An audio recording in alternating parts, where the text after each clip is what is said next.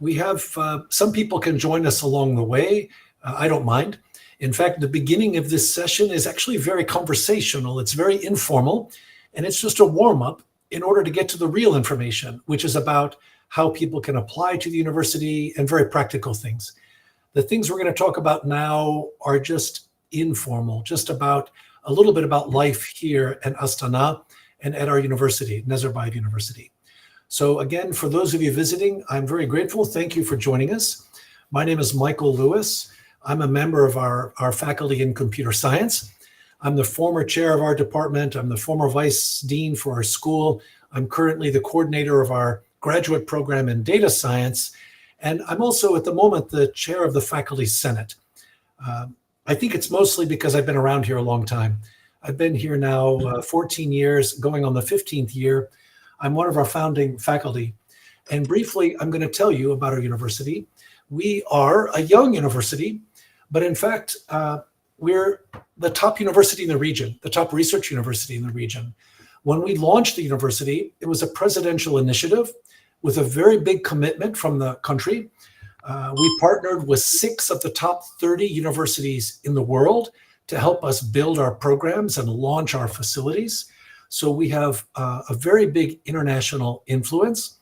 We're an English language university, but with faculty from more than 60 or 70 countries, and I think students already from more than 20 countries. And as a research university, we want to even improve further. Our ranking in the region is high, but we want our global ranking to be even higher. And as part of that agenda, we want more international students. We want, because this is an important part of our diversification and part of our outreach.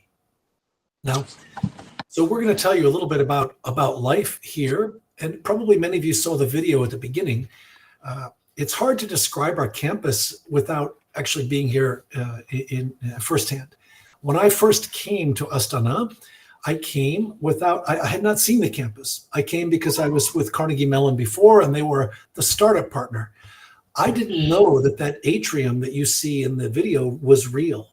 I thought it was like an artist's painting or something.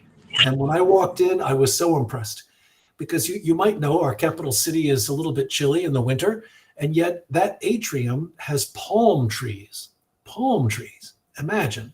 And all of our buildings are connected, like walking through them. All the other buildings are connected with skywalks, which I think you also saw in the introductory video, so that you could go to class dressed like this. You don't have to have a Dublanka or an Ushanka to go from your dorm to your classroom. So the point is, we're here, at least I'm here, to serve as the moderator, and we've invited several of our students representing our bachelor programs, our master programs, our PhD programs, to talk a little bit about their experience in terms of why they came to NU, what they like about the campus, what do they do while they're here for both academic and social reasons, and maybe some advice they might have for you guys who are thinking about joining us here at the university. So that's enough about the background. I killed a couple of minutes. More people logged in. I would now like to turn to some of our panelists and ask them to briefly introduce themselves. For example, why don't I begin with Diana? Diana, please let us know who you are. Hello, everyone. My name is Diana. Also Diana. I am a bachelor student. I study at Medical Sciences program at Nazarbayev University School of Medicine. I'm a 3rd-year student, and hopefully I'm gonna to progress to Doctor of Medicine next year. Oh, very exciting. Now, Suake, I'm going to ask you to introduce yourself, but I'm going to tell the students, she's been a student in 2 of my classes, and even now I still struggle to pronounce her name correctly. I'm always apologizing about this. Maybe you can explain. No, it's fine. It's fine. It's fine. Actually, your pronunciation is great, actually. Hello, everyone. I'm Suake. I'm from China, and currently I'm a master's student in data science at Nazarbayev University, and it's a great honor to be here and share my new journey with you. And now I turn to thank you, Suake. And now I turn to Isabella, a PhD student in our computer science department. Hello, everyone. I'm Isabella, and I'm from Germany, and I'm a student in computer science, PhD student. So again, we have kind of a cross section of these demographics, and a little bit by coincidence, they turn out all to be girls. But I have to tell you something about this. It's very unusual for science, technology, engineering. In my country, maybe 1 out of 6 students are female. But on our campus, I think more than half are female. And often they're amongst our best students, which is something really extraordinary. We have the dean of engineering from Stanford University who came to our campus, who happens to be also female. And she was astonished to meet our girls because it's not like this. Here, more than half of the students are female. So our panel today is kind of indicative of that fact. So I'd like to turn back to Diana, and maybe you can tell us why you chose to come to NU. You had many options. Why did you choose to come here? I chose NU for a very one important reason is high quality education. For medical students, there are a lot of different systems where to study. However, I found the program at NU the more applicable to me because of the medical education that allows us to study medicine not only in terms of science, but also in terms of clinical practice in the future. And my program, Medical Sciences, is a small part of a bigger medical program, which consists of 7 years. And that was the reason I loved the program, and that it also meets all the international standards like in the US.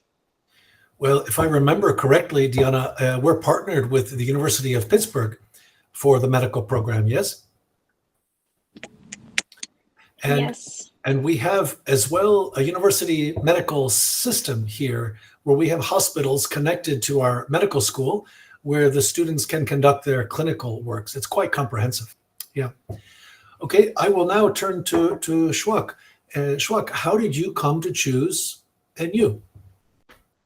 I think there are several reasons. And first of all, NU offers top-tier academic resources that I know from acquaintance because she was doing PhD here. And I think also the university is located in the capital city with relatively low cost of living. You can imagine for like data science or computer science student, if you're going to study in America, it's gonna cost a lot, like a fortune. So here I can still have the like high class level study, also like having kind of relatively low cost of living expense. So also the English curriculum made me feel really confident that I can be well prepared for both the academic, also the career challenges, since I'm going to, I do want to work at the English like as a working language company. So. Well, that's interesting. You mentioned this. I think our tuition is something like 1/4 of what it would be in the US. And you mentioned the English. Yes. Thank goodness for me. I only speak the one language, a little bit of Spanish. My Russian and Kazakh is limited to ordering food. That's my survival skill. Okay, thank you. Now, Isabella, what about you? How did you come to choose NU for your degree? So I came here in 2018 together with my husband. And initially, I was just really interested in the Kazakh culture.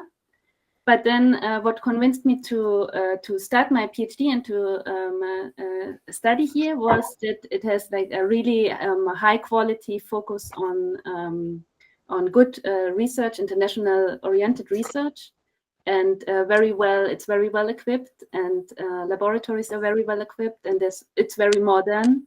So that's what convinced me to stay and to apply for the PhD. Yeah, actually, I want to pick up on that point. The laboratories that we have, and maybe you saw some of them in the videos, we have more than 150 on the main campus and a bunch more down the street in the medical centers. And in many cases, they're equipped with devices that don't exist anywhere else in the region. It was a little bit complicated. It took us a while to set up those labs because in some cases, they're the only examples of that equipment that were acquired. So it was a challenge. Okay. Well, now I'm going to shift gears a little bit. And some of the people saw the videos. They saw a little bit about our campus and the surrounding area. But I'm kind of curious as to what are your favorite places, like about our campus. What is it that is interesting for you? Where do you spend your time? Okay, I'll go back to Diana. So my favorite place, surprisingly, is Sports Center. I am a member of a new women football club, and so I spent my trainings there. So I could just forget about academics, forget about my studies, work, and actually enjoy the environment.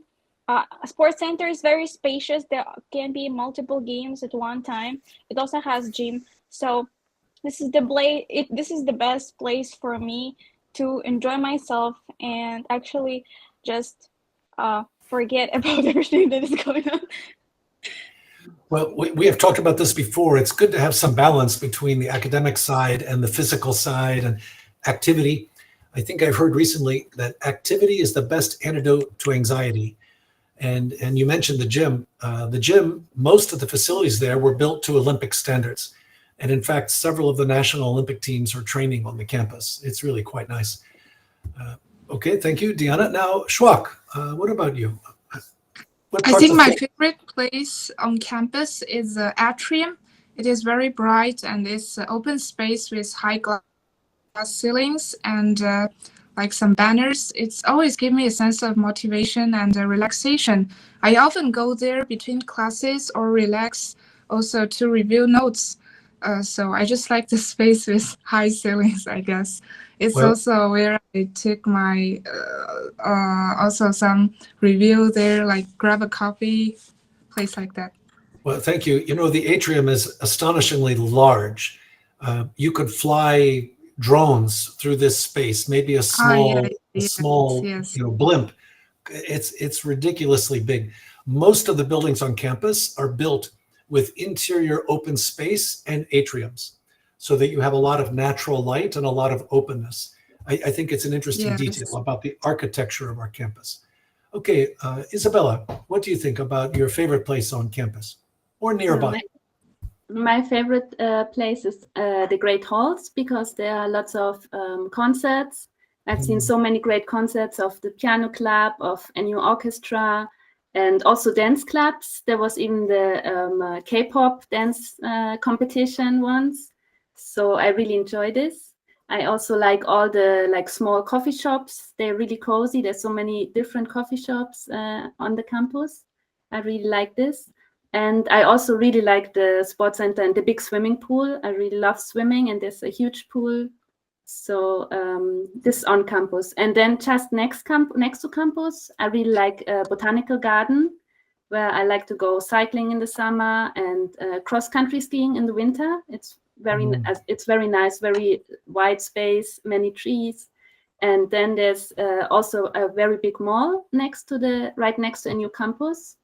And you can find everything there. It's really convenient. Yeah. Well, thank you, Isabella. That's a good point too. Our campus is located in the most modern part of the city. I like visiting the old town, but I quite like this area as well for convenience. Across the street is the largest mall in Central Asia, and it's in the site of the Expo 2017, which was on the theme of future energy. And it is a ridiculously modern space. It looks like something out of a sci-fi movie. If you have the chance, you should look this up online. Isabella, I want to stay with you for a minute because you were mentioning some of the student clubs. And I read recently that we have more than 150 clubs on campus. You mentioned the choir, the band, etc. Are there other student clubs in which you participate either as a member or as a spectator? So as a spectator, I recently also found a new cinema club. So they watch movies. There's even a cinema hall. It looks like a real cinema, and they select the movies and then they watch them. So I recently saw a movie there. And then I participated a bit in Pilates and Yoga Club. These two, yeah. Okay, I feel like my life is not active enough after I listen to you guys. I'm going to go in reverse order then. Suake, what about you? What kinds of student clubs might you be engaged with? I participate participated the Latino Social Dance Club, and this club is really interesting, and it might hear a little bit surprising because I'm a data science student, and most of my time is like sitting and coding and dealing with algorithms. At first, I thought it would be just a fun way to move a little after long hours of like sitting in front of computer, but it turned out to be really funny. And dancing salsa and bachata in a room full of energetic, expressive people, it's completely it feels like I'm getting energy from that. Also, being in this club helped me to like to communicate with local people since I'm international students. So I made friends there. So everything is so good. I feel like I'm myself is being more confident and more open to trying new things outside my academic comfort zone. And now it's like one of the highlights of my life there at NU. Suake, you're killing me. We're supposed to be techno geeks. We're not supposed to be good dancers. You're killing our reputation. I might be the most open students at data science class.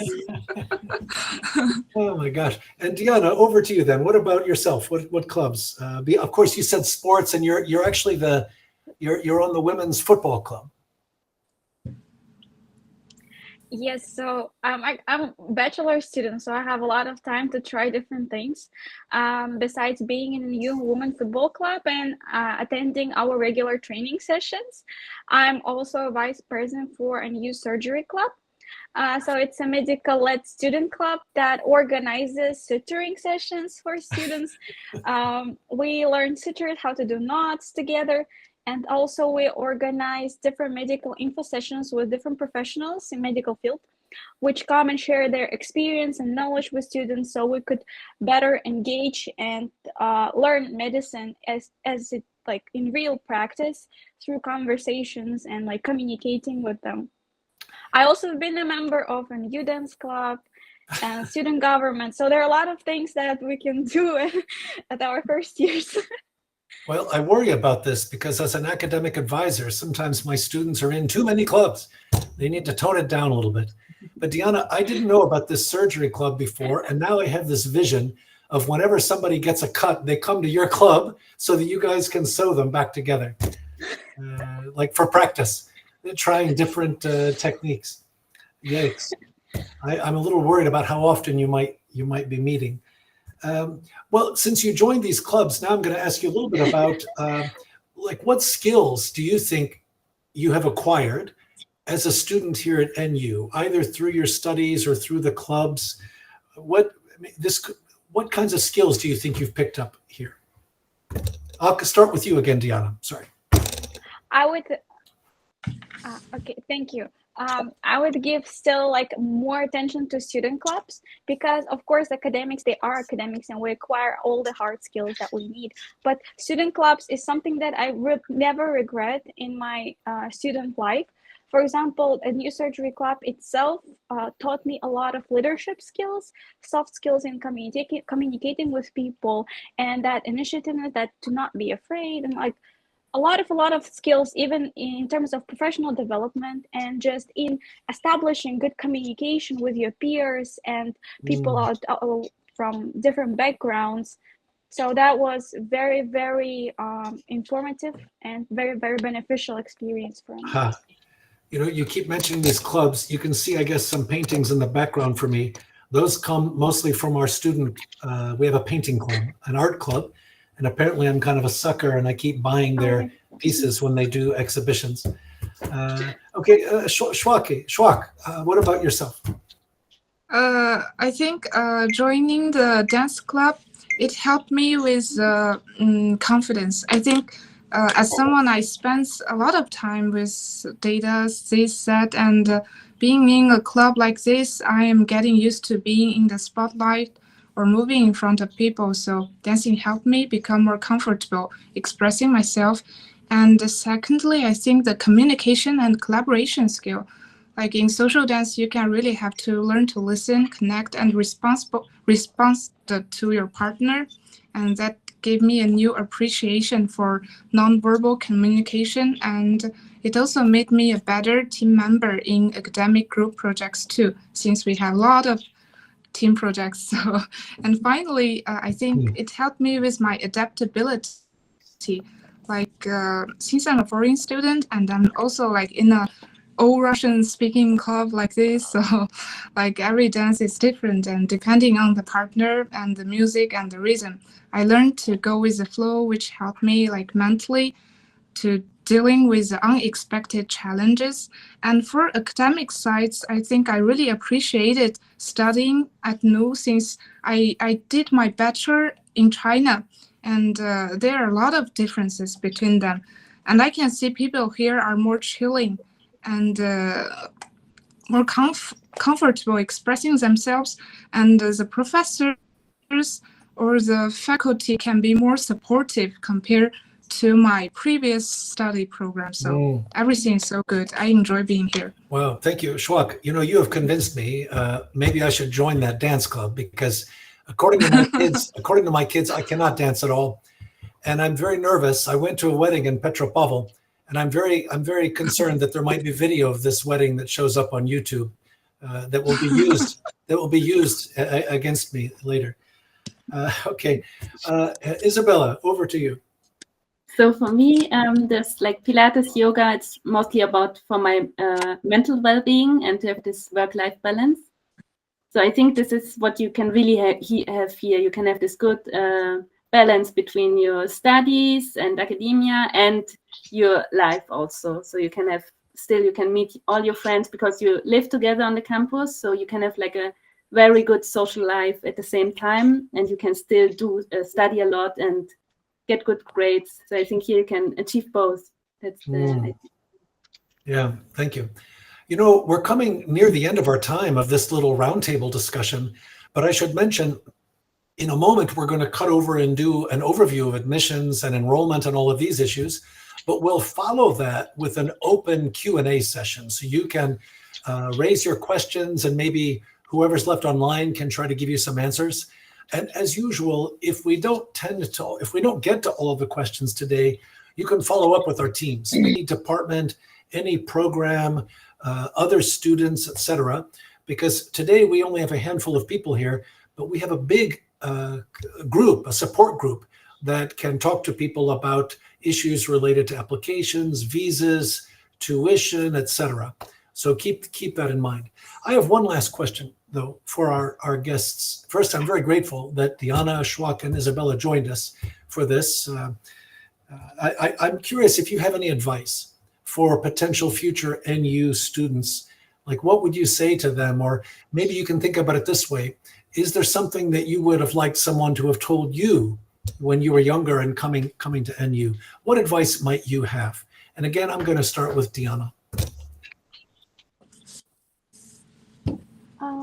I would, thank you. I would definitely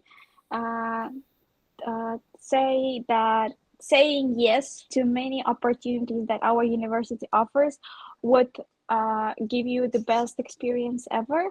To be open about different initiatives and just try to do things, not think about them, not afraid of them, not be afraid of them, but just start doing the activity.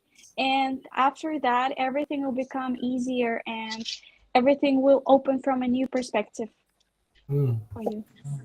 Well, one thing that came up earlier, I talked to a student recently from another university who said she had never spoken with one of her professors when she was in school. And I find that really shocking, because one detail here is that our faculty members are pretty approachable.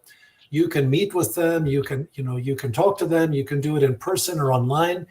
I do think that our environment there is a little bit more open that way. Suake, maybe you have some advice for prospective students. My advice is like be proactive and don't be afraid to speak up, try new things, and ask for help. And I can see like when I'm first arrived at NU, especially I'm an international student, and it's normal to feel a bit lost or even intimidated. And I look around, I think like everyone here seems smarter than me, also younger than me. So, but the truth is, everyone starts somewhere. Like I'm not like the I'm still like quite outstanding, like with outstanding people. The most important thing is like to give yourself permission to grow. And also, I think NU has an incredible amount of resources, like professors who are willing to guide you, students club where you can find your people. Also, if you're a research person, you like doing some research, also there are a lot of research projects and competitions, events. This opportunity don't just fall into your lap or something. You need to raise your hand, ask questions, and sometimes just take that like first step, even if you're not sure. So I've learned that you don't have to be perfect to be worthy of opportunities. You just have to be really proactive and also complete the tasks the school gives you, like do homework, do everything, like don't pile up homework, then everything is going to be fine.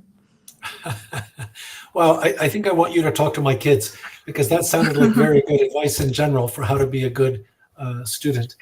And finally, Isabella, maybe we'll give you the last word on advice for future students.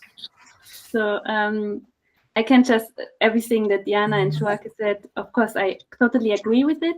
And just one last advice is, don't be afraid of winter in Astana. It's actually one of the best parts to live here. It's very nice. It's always sunny. And there are plenty of things to do indoors and outdoors. So yeah, there's actually nothing that speaks against coming here. Just try it. And I think it will be an unforgettable, really good experience. I think that's a good point. The city is famous for chilly winters, but in fact, it's not so bad. And we have students that have come here from Africa, from Pakistan, and very hot places. And they're like, oh, this is nothing, because we have the atrium, we have the skywalks. It's very reasonable. It's a short walk to all the shops. I think it's okay. And the key is you have to dress in layers. Then it's all good. Well, I'm going to pause here because they gave us 30 minutes, and we could easily go for another hour. There's a whole lot that we could talk about. But I do want to give Aisulu and Einash a chance to talk a little bit more about practical things. And then after that session, we can field any questions. I think there were a number that were submitted to our moderators. So for this part of the program, we'll conclude. Thank you very much for your attention. Thank you. Thank you. Thank you. Thank you. So good afternoon, everyone, and thanks for joining us today. My name is Aisulu, and I represent the recruitment team at Nazarbayev University.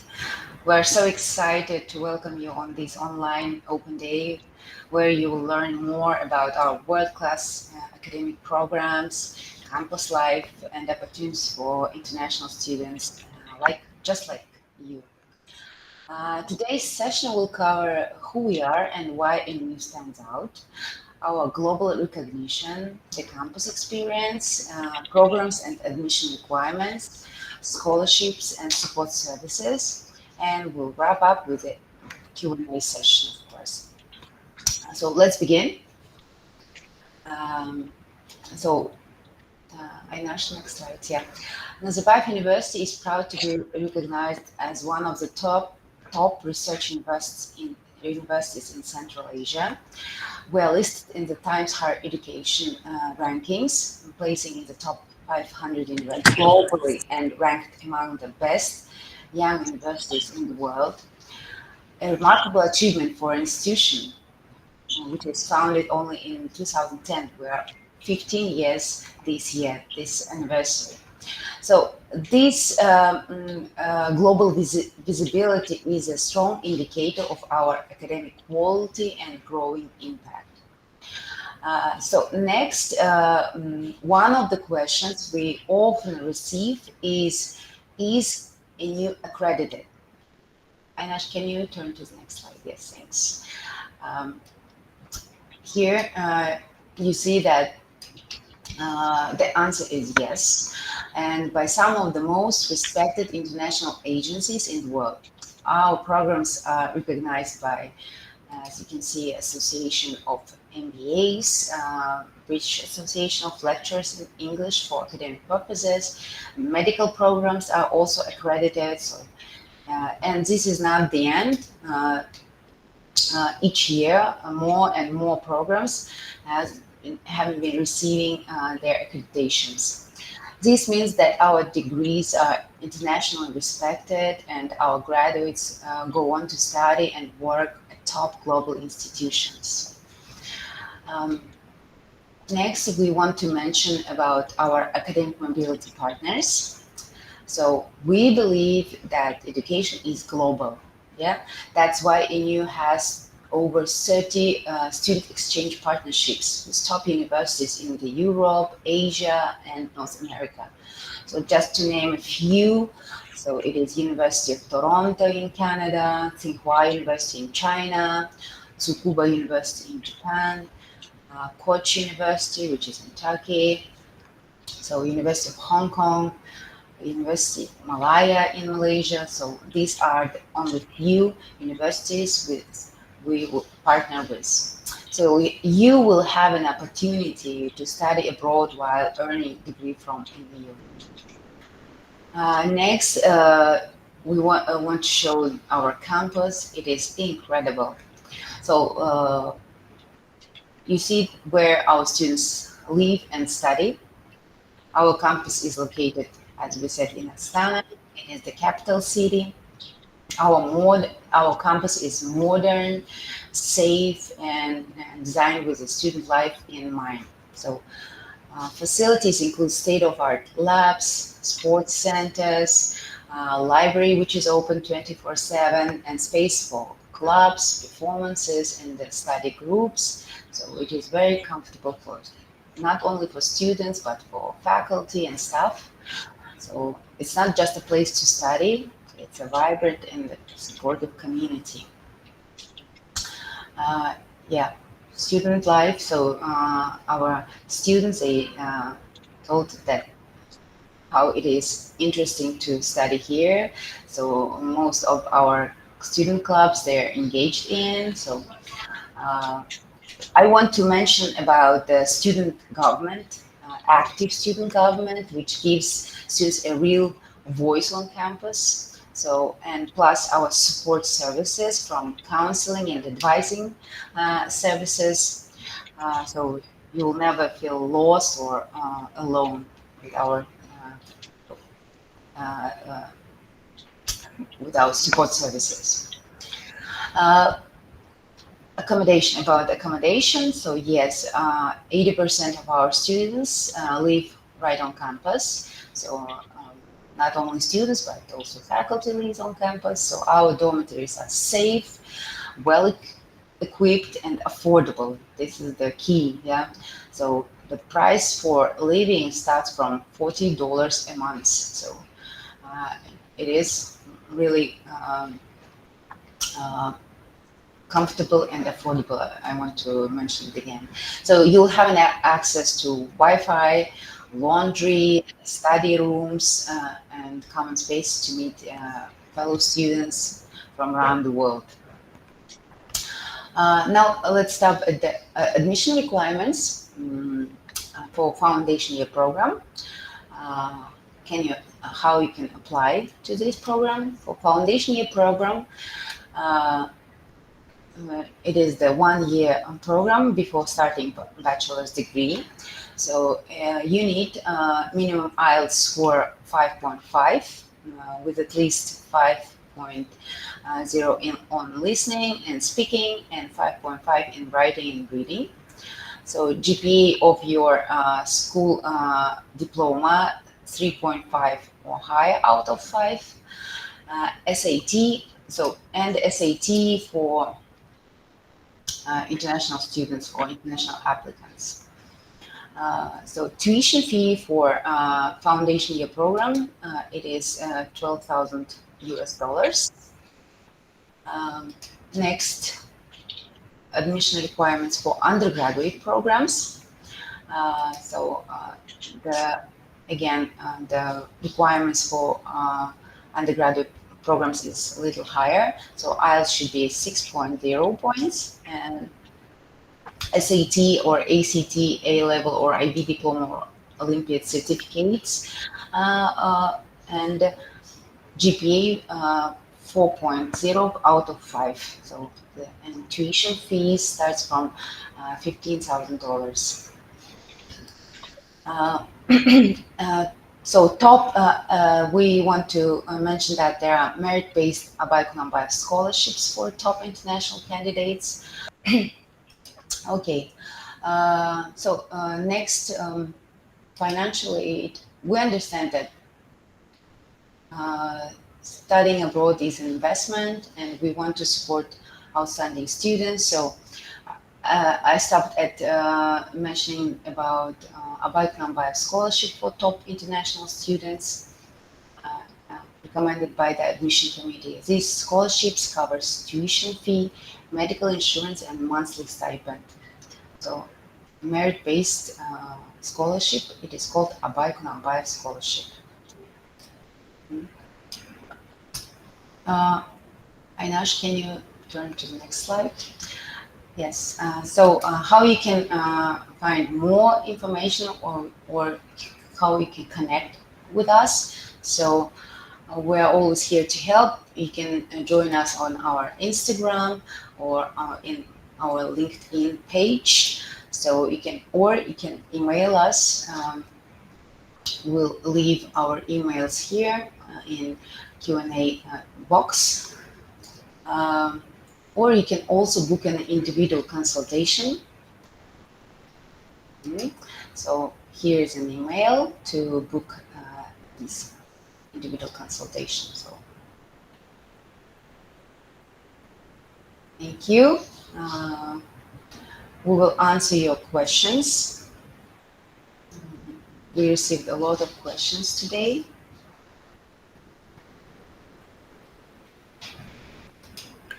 Okay, who will read the questions, Aysula? Will it be you or Aynash or? I can read the questions. Okay, and maybe our panelists can rejoin us if they're still here. Diana, Suake, Isabella. Okay. Okay. I should start from the beginning. Yeah. Excuse me, what do you think about this opinion? Students should join clubs, participate in activities only on the first year of education, and then they should concentrate on education, degree, and etc. Well, I'm going to ask the panelists this, but I kind of disagree, because I do think, as Diana pointed out, as Suake pointed out, as Isabella pointed out, that these are actually a very good balance to the academics. The biggest problem I see is in the first year, sometimes the students join too many. But then as time goes on, they settle down on, say, 2 or 3 of them. I don't know. What do you think, guys?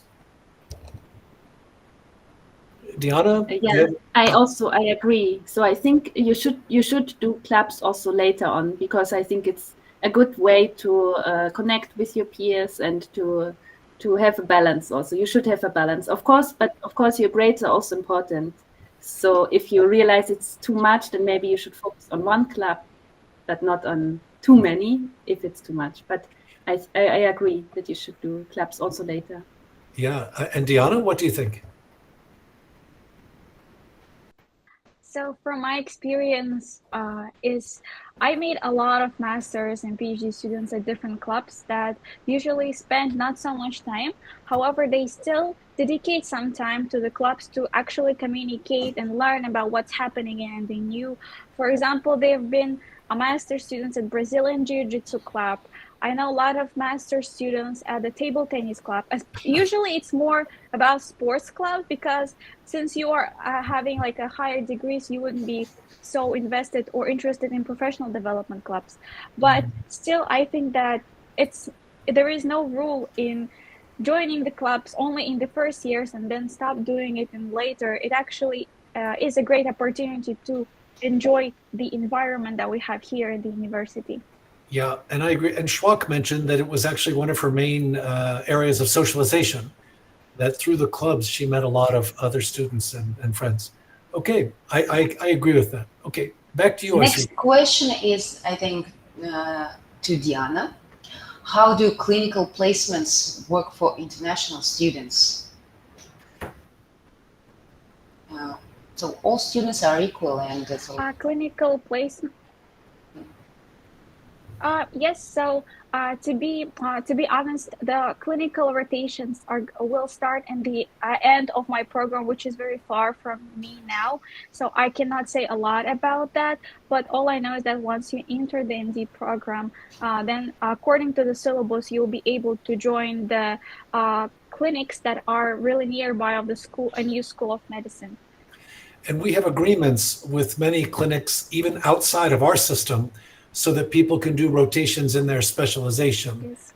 Yeah, and I've seen a list recently. It's a very long list of clinical opportunities. Okay, next question. let's move to the next question. How computer science is different from software engineering?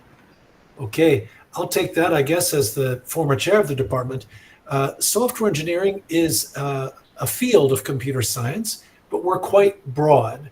I would say software engineering is one of the more areas with immediate business impact, in that you need to learn about concepts, about theory, but actually about practice as well, about like tractability, how problems can be solved. So they need to know about database systems, they need to know about project management, about software design and development. It's not just coding, because even the machines can actually do coding now, but you need problem solving.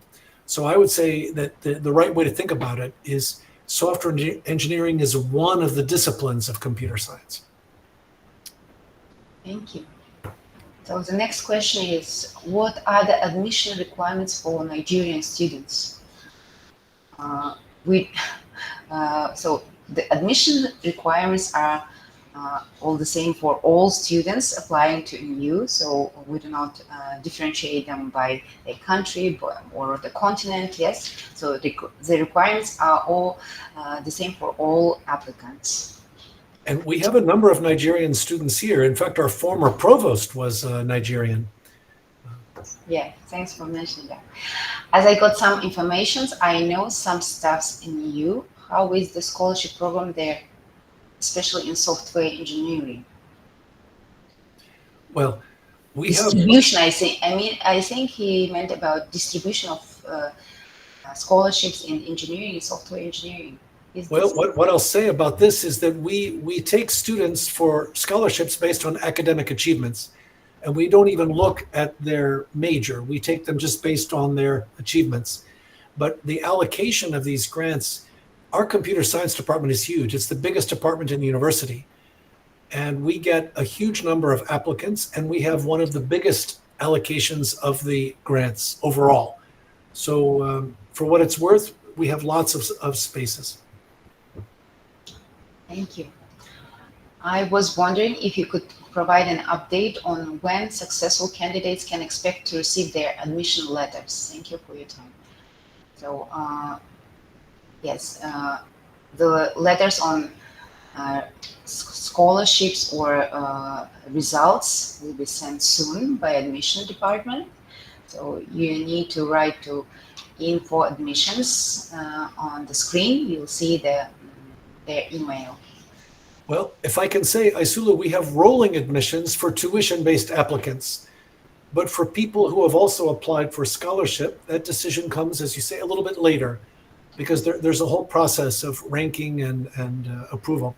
But for tuition-based admission, it's a rolling admission process, and typically the students will get their answer within, 2 weeks of the application? Something like this. Ladies, how much money do you usually spend on food in Astana?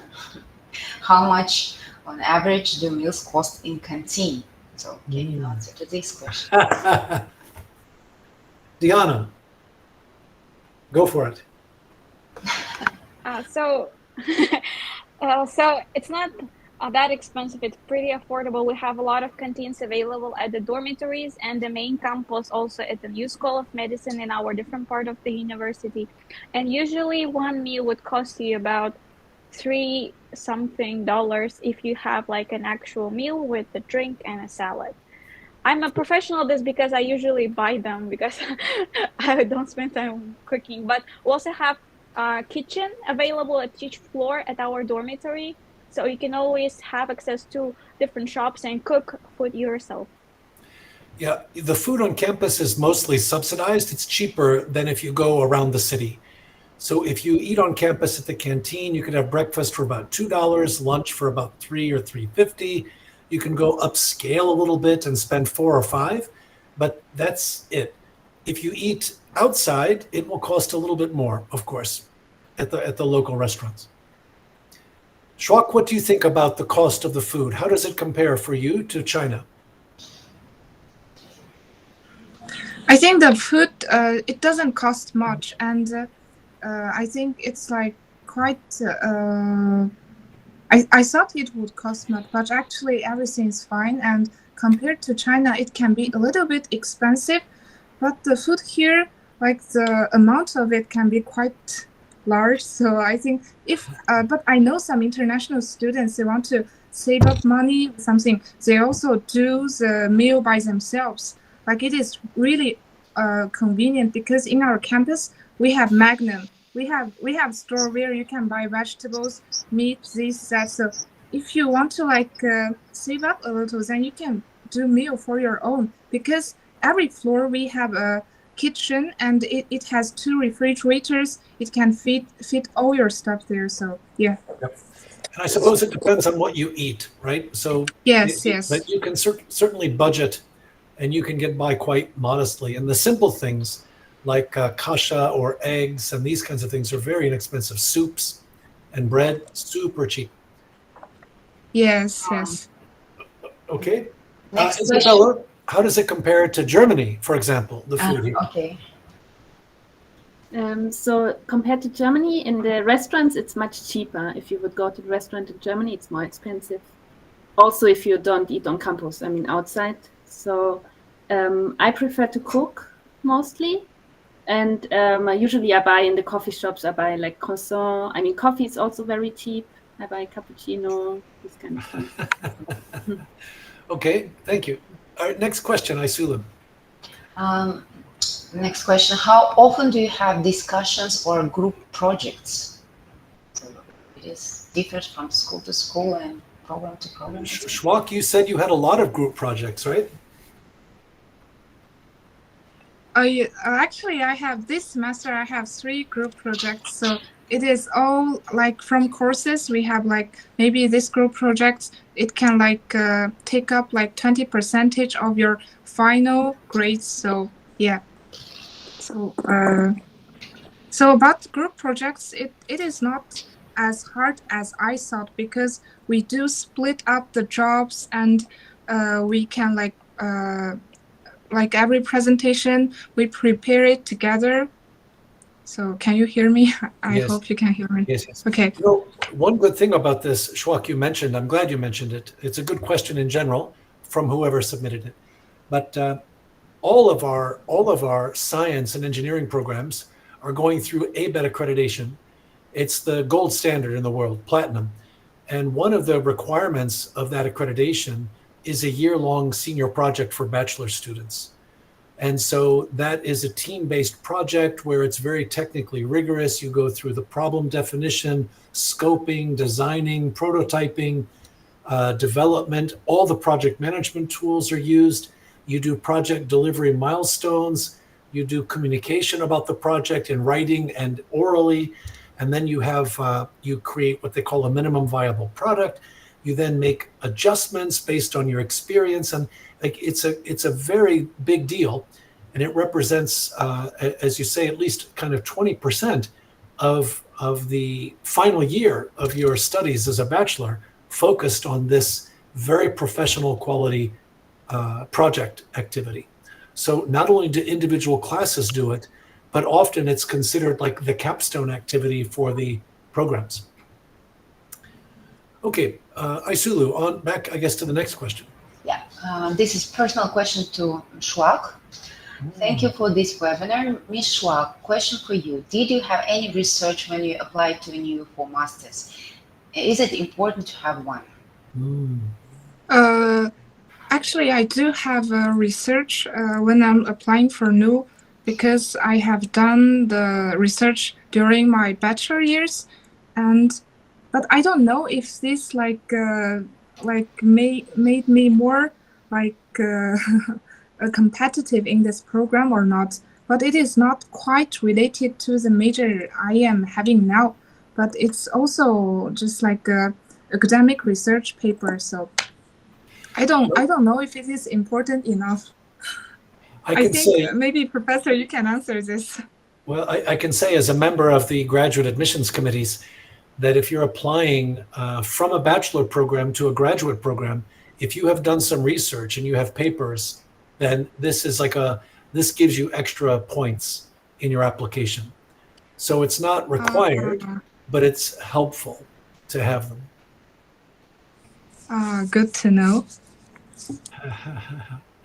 Okay, Isulu, back to you. We can move to the next question. Hello, the session is very informative and all the host members have great communication about the university.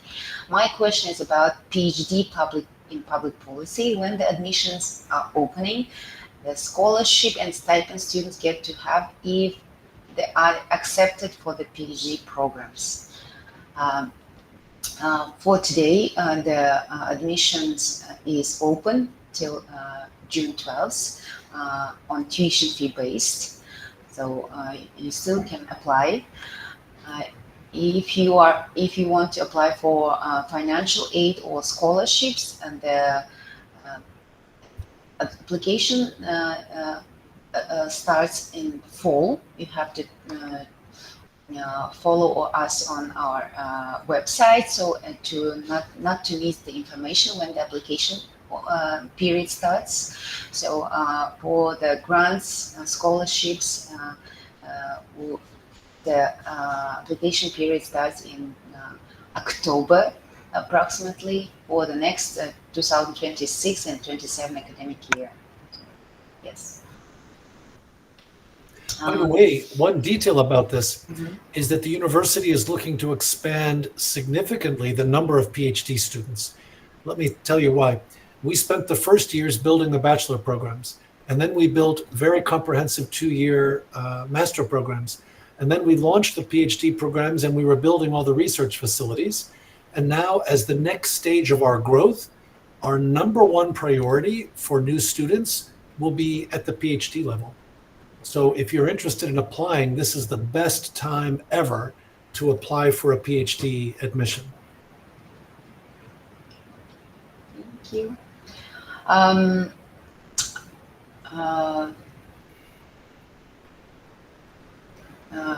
Can students win funding for exchange programs?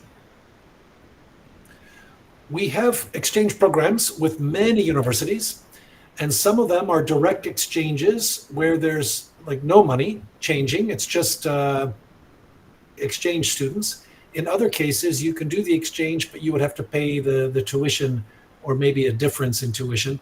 The programs they can all be a little bit different depending on the nature of them. And so there's not one answer to that question. We have many exchanges, but there are different rules for different categories in different places.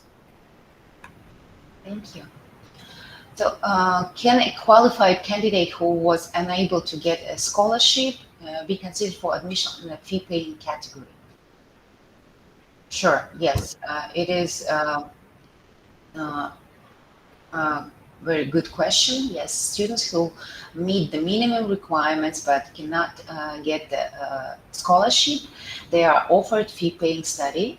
So, actually, and Isulu, if I can say, this is again the best time ever to apply that way, because in the past, almost all of our students were on the state grants because we were a state project. But now we're diversifying our admissions big time, and we're shifting to a blend of tuition-based admission. So I think this is the most ambitious period in our history for this kind of admission acceptance. So if you're qualified, it's your best chance in 10 years to come here.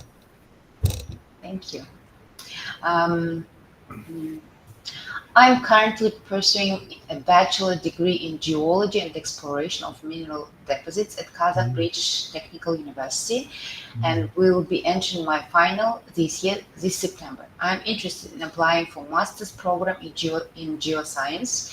Is it acceptable to apply while still in my final year?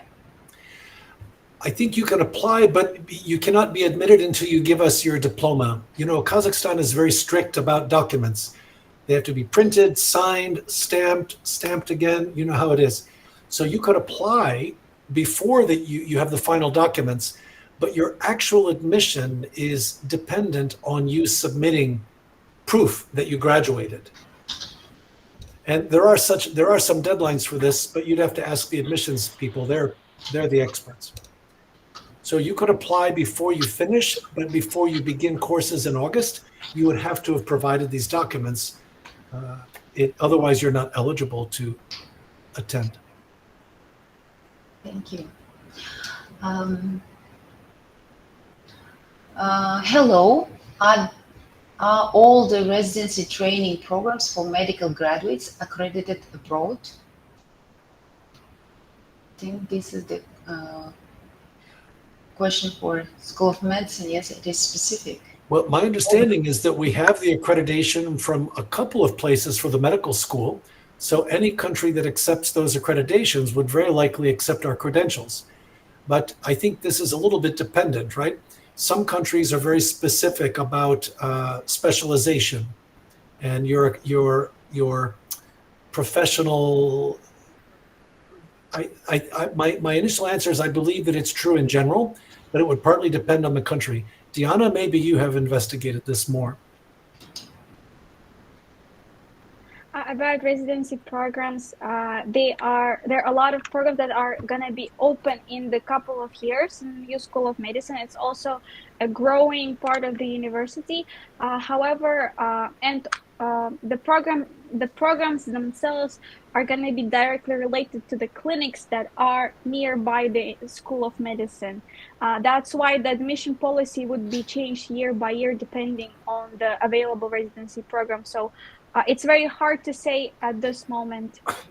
But I think the existing medical program has at least one, if not two, international certifications for the academic program. But the individual residencies, I'm not sure. Especially for European. Yeah. This we could direct if somebody wants to send that. Master. Please. The Doctor of Medicine program itself is accredited. It's accredited. Doctor of Medicine program, which lasts 4 years, and accredited by European Association. About residency programs, it's not clear because they are changing. The program itself is being constructed. And they're adding more, as you say, Diana, every year more.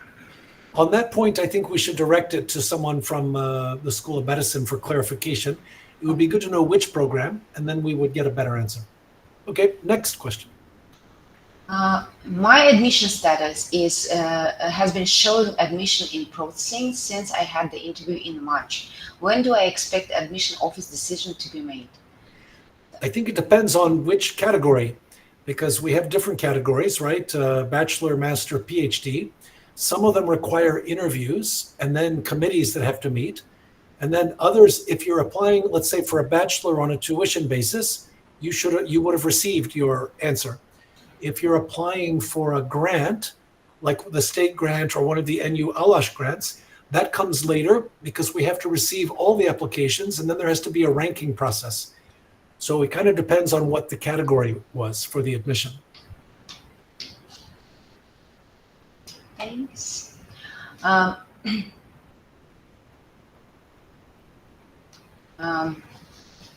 When is the deadline for the payment?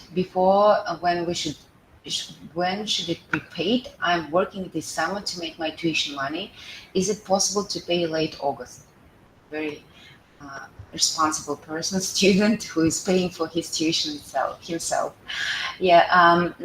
Yes, you can pay your tuition after your application is processed and you signed an agreement, right? After signing an agreement, you have 10 days for paying your tuition. So it can be paid in installments, so in 4 installments during the year. So you don't have to pay the whole tuition fee for the year straightforwardly. So you can divide it into 4 installments.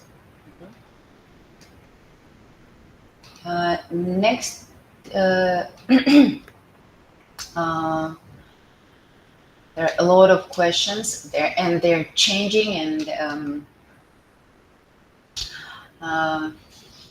does the university require a motivation letter and information about extracurricular activities? Do you only need transcripts, IELTS, and SAT scores? So, Well, I think we used to require motivation letters, but I think that has been relaxed more recently. And I'm not 100% sure, but I think that it's no longer required. yes. Maybe someone For can. bachelor program, for undergraduate programs, we require only IELTS and SAT scores, no motivation letters. Yeah.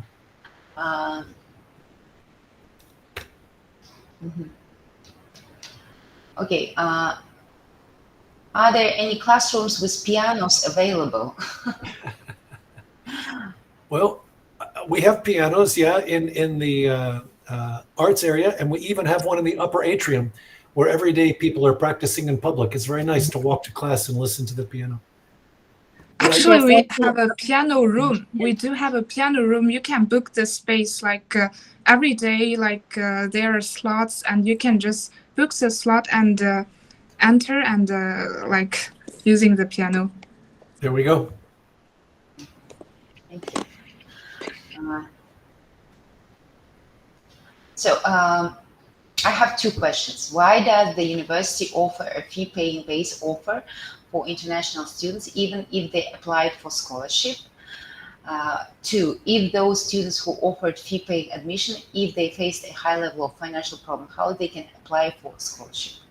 So if you are offered fee-paying study, so this means that you meet the minimum requirements, but you are not eligible for scholarship. So that's why if you are willing to continue, if you are willing to study at NU, so there is a chance to study, but on a fee-paying basis. So, about. I was just going to mention that actually the reason they introduced the rolling admissions is because students said we'd like to know sooner rather than later. And you always used to give their decision much later. But last year they introduced rolling admissions.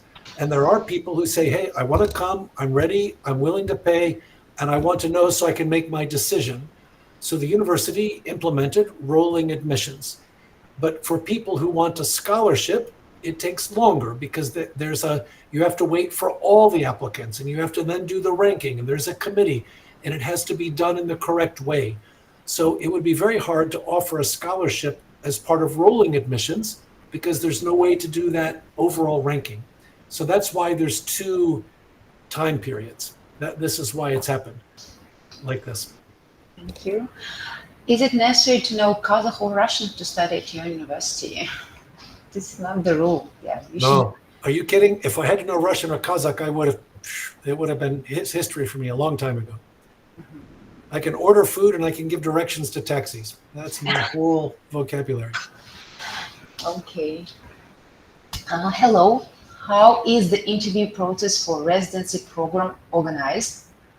How long does the interview typically take? So we do not have here the medical school representative. That's very specialized, and the residency comes very late. So, you would come and conduct your studies and finish most of your studies.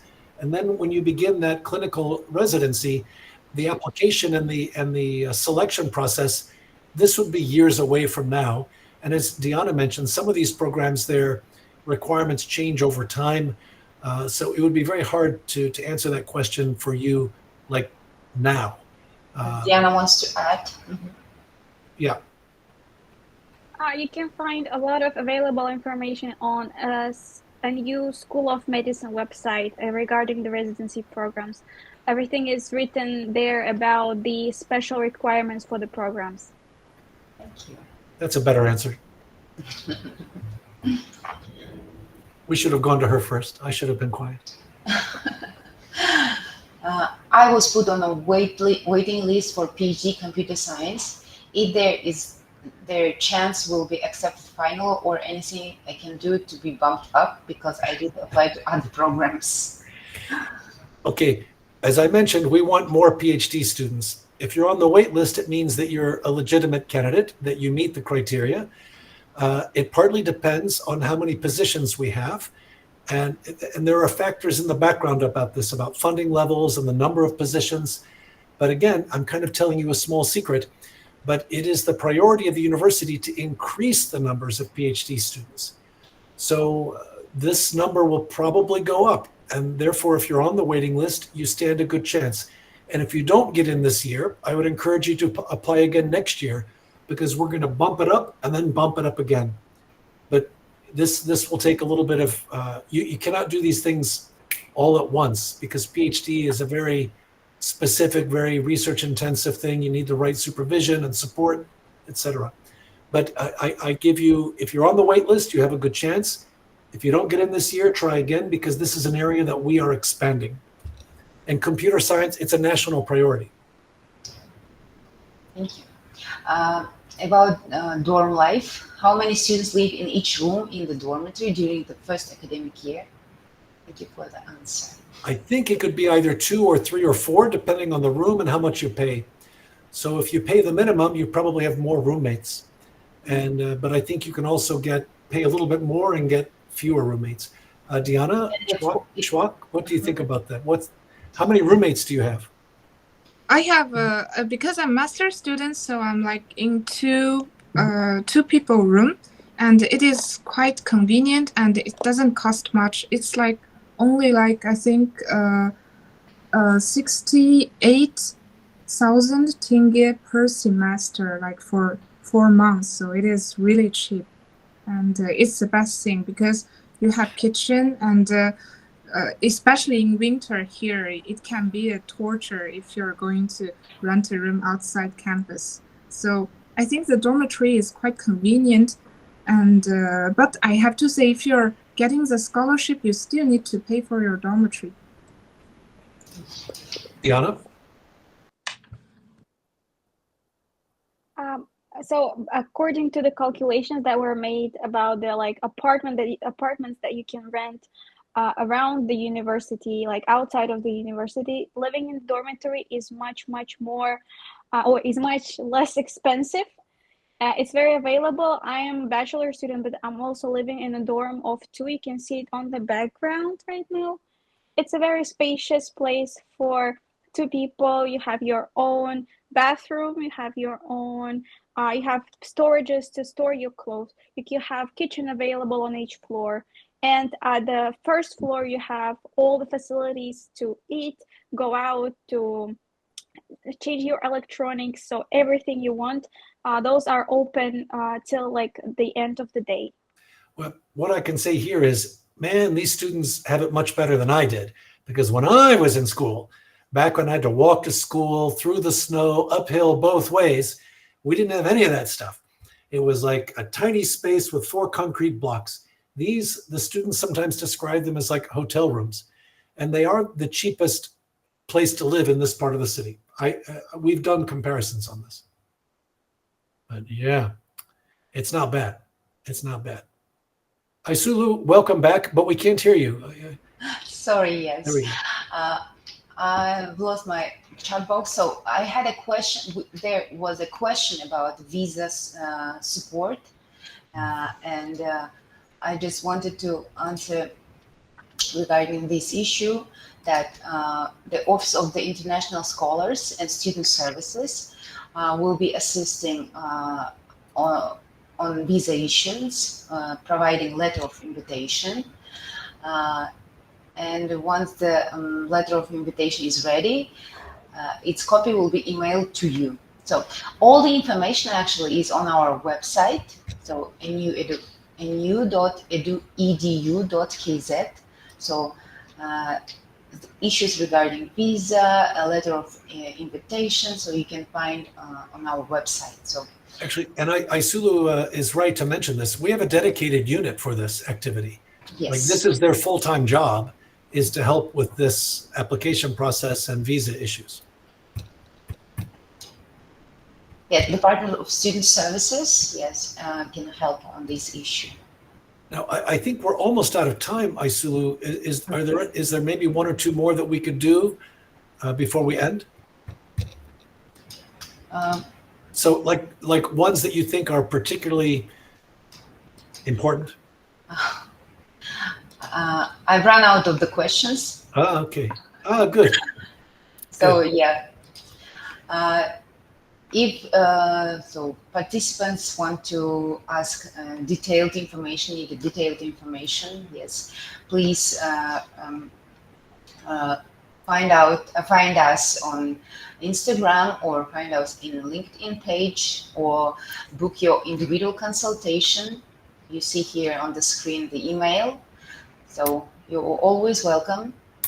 And if you guys have the opportunity, I don't know how far away you are, but if you end up wanting to visit the campus, we can organize tours of the facilities, of the departments. You can meet some of the faculty, you can meet some of the students, even more than the ones we have here today. It might be worth the visit if you're really serious about your circumstances. Okay. Yes. And let's remind students that the application on tuition fee is still ongoing till June 12th. Yes, you can apply on a fee-paying basis with the requirements we've indicated in this slides. So, so you're welcome if you want. If you want to see the campus, yes, you're always welcome. We will meet you, show you all the facilities. So, see you on campus. Yeah, thanks for joining us today, guys. I hope it was useful. Thank you. It was nice to see your colleagues and students. Thank you. Thank you. Thank Bye. you. Thank you for this opportunity. Goodbye, Professor. Okay. Goodbye. Bye-bye. Bye.